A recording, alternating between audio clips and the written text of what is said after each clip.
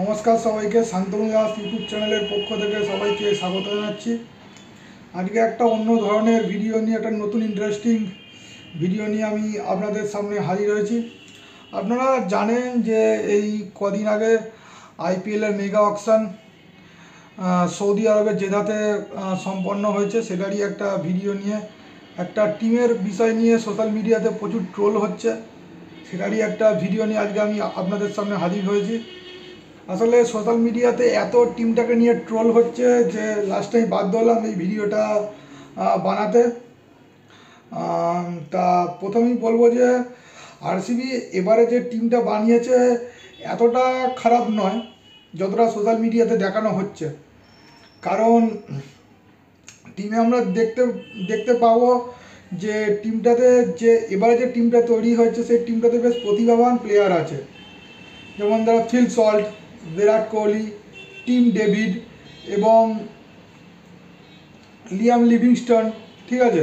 তারপর হচ্ছে আপনার Bhuvneshwar Kumar, Josh Hazlewood bowling line আপে, এবং লুঙ্গি এঙ্গিরি, সুয়াস শর্মা, কুনাল পান্ডিয়া, এইসব প্লেয়ারদের এই যে নেওয়া হয়েছে, এইসব প্লেয়ারগুলো কেউ খারাপ প্লেয়ার না, সবাই যে যার নিজস্ব কেরিয়ারের প্রতিষ্ঠিত প্লেয়ার এবং নিজের কেরিয়ারে তারা পারফরমেন্স, সেটা ইন্টারন্যাশনালি হোক কিংবা আইপিএলে অন্যান্য টিমের হয়ে যখন তারা খেলেছে তারা যথেষ্ট পারফরমেন্স ভালো দিয়েছে। তা আমি বলবো যে টিমটা এবারে খুব খারাপ নয়, কারণ এই টিমে দেখতে গেলে জস হেজলউড, ভুবনেশ্বর কুমার, অনেকে ভুবনেশ্বর কুমারকে নেওয়া নিয়ে একটা দ্বিমত প্রকাশ করেছে। কারণ হচ্ছে মোহাম্মদ সিরাজকে কেন রিটেন করা হয় না। তবে আমার মনে হয় মোহাম্মদ সিরাজের গত দু এক বছরের যা আইপিএলের স্ট্যাট, যা আইপিএলের পারফরমেন্স, সেই তুলনাতে ভুবনেশ্বর কুমারের পারফরমেন্স অনেকটাই হাই। কারণ তিনি সানরাইজার্স হায়দ্রাবাদের হয়ে তিনি অনেকটা ভালো পারফরমেন্স করেছেন। তবে মোহাম্মদ সিরাজ ইন্টারন্যাশনাল ক্রিকেটে হয়তো পারফরমেন্স ভালো করেছে দেশের হয়ে, কিন্তু আইপিএলে ঠিক অতটা পারফরমেন্স তিনি দিতে পারছেন না। গত আইপিএলও দিতে পারেননি এবং তার আগের আইপিএলও তিনি দিতে পারেননি, যার জন্যই আরসিবি ম্যানেজমেন্ট একটা অন্য বোলারের দিকে তারা রুখ করেছে।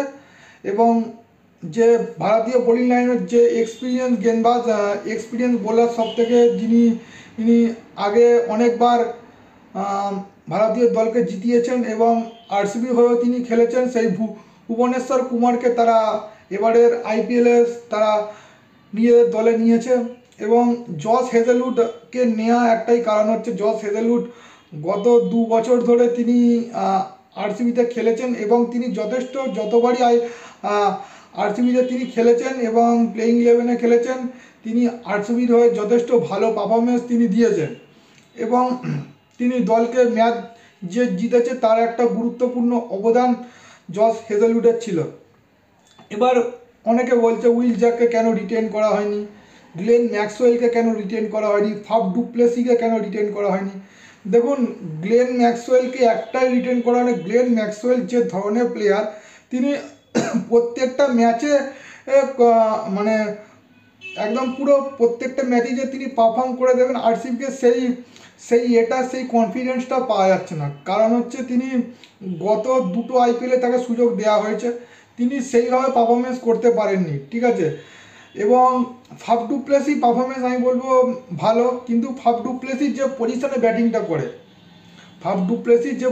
ব্যাটিংটা করে সেই পজিশনে একটা অন্য প্লেয়ার অলরেডি নেওয়া হয়ে গেছিলো, ফিল সল্টকে অলরেডি নেওয়া হয়ে গেছিলো। সেক্ষেত্রে ফাফ ডু প্লেসিকে আর নেওয়ার সেই মুহূর্তে হয়নি। এবং এই যে আরসিবি ম্যানেজমেন্ট এই যে পুরো দলটা যে বানিয়েছে, টোটাল 22 জনের যে স্কোয়াডটা বানিয়েছে, এই স্কোয়াডটা বানানো হয়েছে শুধুমাত্র যে চিন্নাস্বামী যে স্টেডিয়াম, রয়্যাল চ্যালেঞ্জার্স ব্যাঙ্গালোরের যে স্টেডিয়াম, সেই স্টেডিয়ামের ওপর তার কীরকম পিচ, কীরকম সেখানে ব্যাটিং দরকার, কীরকম সেখানে বোলিং দরকার, কীরকম সেখানে ফিল্ডিং দরকার, সেই সমস্ত চিন্তাভাবনার কথা মাথায় রেখে আরসিবি ম্যানেজমেন্ট এবারে 22 জন যে স্কোয়াড, সেই স্কোয়াডে বানিয়েছে। এবং হয়তো আপনারা বলবেন যে এই স্কোয়াডে অনেক নতুন প্লেয়ার, আগের প্লেয়াররা খুব ভালো ছিল। দেখুন, একটা টিমকে জিততে গেলে যেটা যেটা সব থেকে ভালো পারফরমেন্স যে প্লেয়ারগুলো টিমকে ভালো পারফরমেন্স করে ফাইনালে নিয়ে যেতে পারে, ট্রফি জেতাতে পারবে, সেইটা চেষ্টা করতে হবে। এবং সেই চেষ্টাটাই একটা আরসিবি ম্যানেজমেন্ট করে যাচ্ছে। তবে এবারে আরসিবি একটা অন্য অন্য ধ্যান ধারণার মধ্যে দিয়ে তারা গেছে।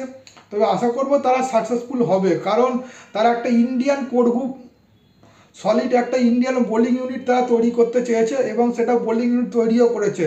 কারণ এই বোলিং ইউনিট দেখতে গেলে আমি যদি প্লেইং 11 দেখি, প্লেইং 11-এ বোলিং লাইন আপে জস হেজেলউড, ভুবনেশ্বর কুমার, লুঙ্গি এঙ্গিডি, ইয়াস দয়ালের মতো যেমন তার পেস বোলিংও আছে, ঠিক তেমন ধারাই আমি বলবো স্পিন বোলিং ডিপার্টমেন্টের দিক থেকে দেখতে গেলে সুয়াস শর্মা কিন্তু যথেষ্ট ভালো বোলার। এবং কুনাল পান্ডেয়া, তিনি লখনৌ সুপার জায়েন্ট এবং তিনি মুম্বাই ইন্ডিয়ান্সের হয়ে যখন খেলেছেন তিনি যথেষ্ট খুব ভালো পারফরমেন্স করেছেন। এবং লোয়ার অর্ডারে কুনাল পান্ডেয়া খুব ভালো ব্যাটিংও করতে পারে প্রয়োজনে দলের স্বার্থে, অতএব সেটা একটা খুব ভালো, নিঃসন্দেহে ভালো পিক। এবং দেখুন এই যে ব্যাটিং ইউনিটের কথা বলতে গেলে অনেকে বলছে উইল জ্যাককে কেন রিটার্ন করা হলো না, টিম ডেভিডকে কেন রিটার্ন করা হলো না। দেখুন, উইল জ্যাক যে পজিশনে ব্যাট করে সেই পজিশনের ব্যাটার অলরেডি এই টিমে আছে।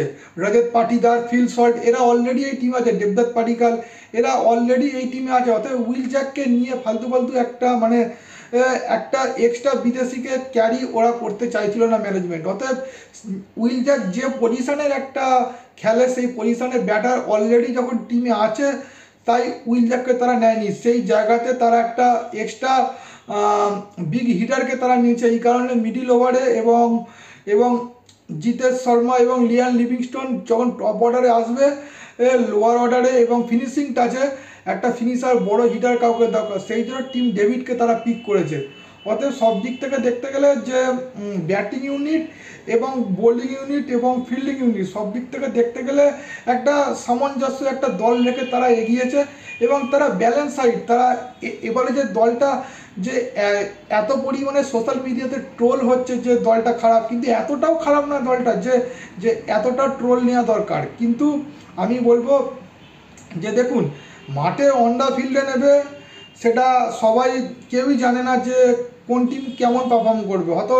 অতএব আমরা দেখতে পারি দিল্লি ক্যাপিটালস এবং চেন্নাই সুপার কিংস এবং মুম্বাই ইন্ডিয়ান্স এবং Lucknow super giant, Kolkata night Riders, এরা যেমন অন দ্য পেপার হয়তো বড় বড় নাম নিয়েছে দেখতে পারি, কিন্তু হয়তো দেখবো যখন অন দ্য ফিল্ডে যখন নেমেছে দেখা যাবে হয়তো তাদের পারফরমেন্স সেই লেভেলে হয়তো হচ্ছে না।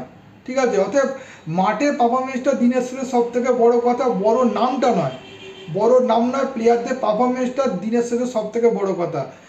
ঠিক আছে, এখন আমার যেটা ব্যক্তিগত মতামত যে আরসিবি এবারে যে টিমটা করেছে সেই টিমটা যথেষ্ট ভালো দল এবং ব্যালেন্স সাইড সব দিক থেকে পারফেক্ট, ব্যাটিং, বোলিং, ফিল্ডিং এবং সব কিছু অল ওভার দিক থেকে একটা গোটা পরিপূর্ণ টিম তারা হয়তো এবারে করেছে। কিন্তু হয়তো এই টিমে খুব একটা নামি প্লেয়ার নেই, যেমন Faf du Plessis, Glenn Maxwell, Mohammad Siraj, হয়তো সেরকম তারা নামি দামি প্লেয়ার নেই, কিন্তু একটা মোটামুটি নাম নিয়ে তারা একটা টিমটাকে গুছানোর চেষ্টা করেছে। অতএব সেই জিনিসটায় তারা অনেকটা তারা সাকসেসফুল হয়েছে।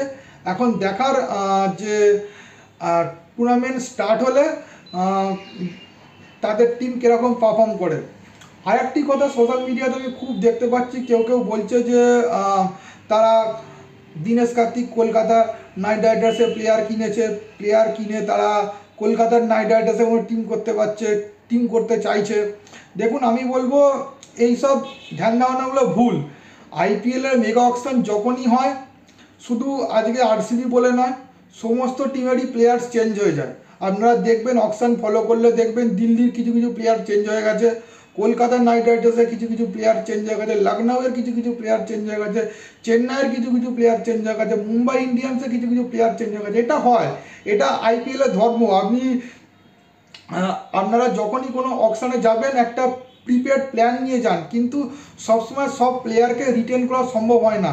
এটা অকশনের রুলসের মধ্যে পড়ে, কারণ অকশনে প্লেয়ার বাই প্লেয়ার তো থাকে না, একটা সিস্টেমে প্লেয়ারকে ওরা ওদের সিস্টেমের মতো রাখে আইপিএল যারা অকশন চালায়। ঠিক আছে, অতএব সব প্লেয়ারকে সবসময় সব কিছুতে নেওয়া যায় না। অতএব যে প্লেয়ারগুলো আসছে, যে প্লেয়ারগুলো ফ্রন্টে থাকে তাদেরকেই নিয়ে একটা প্ল্যান বানিয়ে সেরকম মতো এগোতে হয়, ঠিক আছে। তবু এর মধ্যে আইপিএলের ফ্র্যাঞ্চাইজিগুলো চেষ্টা করে যে কিছু কিছু প্লেয়ারকে যাতে যাতে টিমে টানা যায় সেটা তারা চেষ্টা করে, কিন্তু এতে 50% তারা সাকসেস হয় এবং 50% তারা সাকসেস হয় না। অতএব এটাতে দেখবো যে আরসিবি কিছু কিছু প্লেয়ারকে হয়তো তারা নিয়েছে, যেমন তারা কোহলিকে তারা তো রিটেন তো করেছিল, রিটেন প্লেয়ার ছাড়া তারা জস হেজেলউডকে তারা রিটেন করেছে এবং স্বপ্নিল সিংকে তারা নিয়েছে, ঠিক আছে। আরও দু একটা প্লেয়ারকে তারা এই টিমে নিয়েছে, কিন্তু বাকি প্লেয়ারকে আর সেইভাবে নিয়ে আসা যায়নি, কারণ তাদের তাদের যে লিস্টের নামটা অনেক লাস্টে ছিল, ঠিক আছে। তার দরুন তারা হয়তো এবারে নিতে পারেনি, সেটা সব প্লেয়ার, সেটা সব টিমের ক্ষেত্রেই এটা হয়েছে। তা এটা নিয়ে যে এই যে চিন্তাভাবনা চলছে যে কলকাতা মতো দীনেশ কার্তিক টিম বানাতে চলেছে, কিংবা মুম্বাই ইন্ডিয়ান্সের মতো দীনেশ কার্তিক টিম করতে চলেছে, এগুলো এই ধ্যান ধারণাগুলো সম্পূর্ণ ভুল। তবে আমি বলবো যে সব দিনের সাথে একটাই কথা বলবো, আরসিবি এবারে যে টিমটা করেছে আমার মনে হয় যে খুবই একটা ব্যালেন্স সাইড করেছে। এখন মাঠে নেবে কীরকম পারফরমেন্স করবে সেটাই এখন দেখার। তা আজকের ভিডিওটা আমি ওই জন্য আমি আপনাদের সামনে এসে এই ভিডিওটা করলাম। ভিডিওটা যদি ভালো লাগে তো কমেন্টস করবেন, আমি যদি কিছু ভুল বলে থাকি সেটা তো আপনারা কমেন্টস করবেন, ঠিক আছে। কমেন্টস এবং শেয়ার করবেন, ভিডিওটা ভালো লাগলে লাইক করবেন। আজকে ভিডিওটা আমি এখানেই শেষ করছি। আবার দেখা হবে নেক্সট ভিডিওতে। নমস্কার।